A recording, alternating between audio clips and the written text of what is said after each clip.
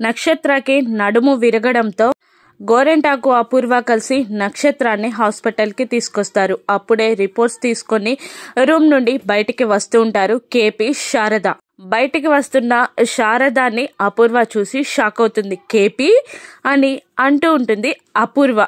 దాంతో KP alert అయి పక్కకి తప్పించుకుంటాడు. ఇప్పుడు ఎలా అండి తప్పించుకోవడం అని శారద అడుగుతూ ఉండగా అటువైపు వెళ్తే అపూర్వ చూస్తుంది అని అంటూ ఉంటాడు కేపీ. ఇక ఒక స్ట్రెచ్చర్ పైన కేపీ పడుకోగా ముసుగు పెట్టుకుంటాడు కేపీ. శారద తన ఫేస్కి చీర కొంగుని అడ్డం పెట్టుకొని పక్కకే నిలబడగా డాక్టర్ కోట్లో ఉన్న భూమి స్ట్రెచ్చర్ తీసుకొని బయటికి పరిగెడుతూ ఉంటుంది.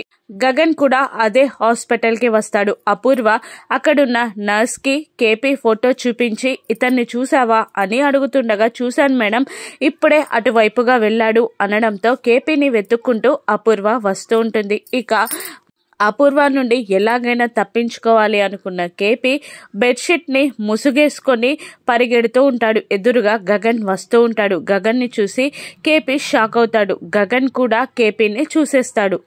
కేపీని చూసి గగన్ కూడా షాక్ అవుతాడు. వెనకాల నుండి అపూర్వ వచ్చి పరిగెడుతున్న కేపీని కేపీ అని గట్టిగా అరుస్తుంది. అపూర్వ గగన్ మధ్యలో కేపీ ఇరుక్కుపోతాడు. ఇద్దరు కేపీ బ్రతికున్నాడని తెలుసుకుంటారు.